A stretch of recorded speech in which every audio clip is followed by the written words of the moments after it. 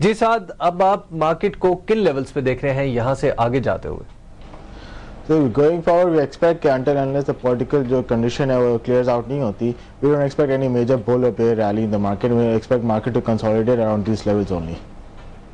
जी, लेकिन साथ अब जो रिसेंटली खासतौर पर जो कल की खबरें हैं जो आज अखबारात में भी तमाम अखबारात में कैरी की गई हैं, जिसमें पाकिस्तान में एक बड़ी पॉलिटिकल डेवलपमेंट के बारे में कहा गया है कि दोनों पार्टीज आगे चलते हुए जजेस को रीइंस्टेट करेंगी। ये जजेस की रीइंस्टेटमेंट थोड़ा से प्रॉब्लम्स का शिकार नहीं कर देगी मुल्क को? कुछ इसमें पॉलिटिकल हीट एंड नॉइज कुछ ज्यादा नहीं हो जाएगा और शायद कुछ इसके असरात इकोनॉमी के लेवल पर भी देखे जाए?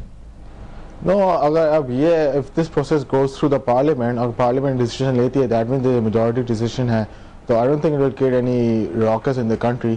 और मेरे ख्याल से ये सब clear out होना चाहिए if it goes through the parliament.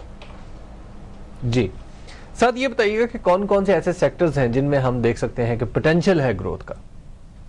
Growth potential, we still see growth potential in oil and gas sector, fertilizer sector, cements and to some extent even banks. Ji, banks के बारे में भी recently एक report city ने भी जारी की थी जिसमें उन्होंने कहा था कि पॉलिटिकल सिचुएशन के ऊपर बहुत सारी चीजें डिपेंड करती हैं।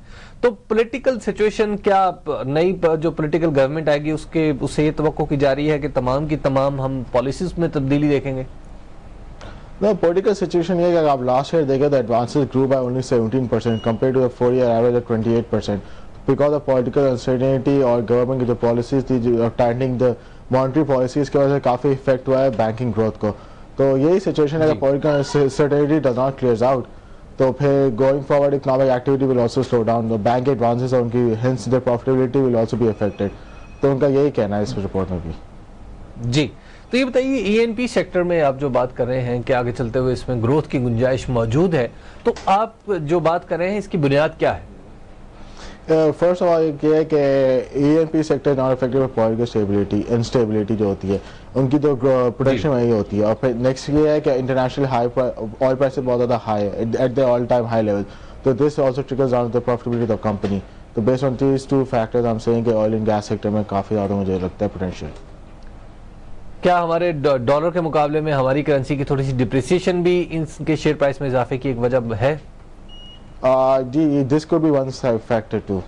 जी राइट। जी, तो ये बताइए कि आप ऑयल प्राइसेस को आगे चलते हुए कहां पर देख रहे हैं विच जो आगे चलते हुए खास तौर पर अफेक्ट करेगी इन कंपनी की परफॉर्मेंस को? See, going forward, you don't expect oil prices to remain at these abnormally high levels. This is all speculation. But having said that, ये काफी दिनों से ये चल रहा है कि we are expecting oil prices to come down, but they haven't come down.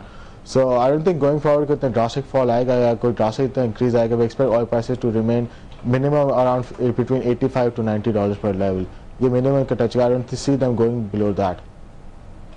जी जी, लास्ट ये बताइएगा साथ के फॉरेन इन्वेस्टमेंट पाकिस्तान में खास तौर पर उसको बड़ा कंसीडर किया जाता है मार्केट की परफॉर्मेंस के एतबार से, तो what do you think future में क्या नजर आ रही है आपको?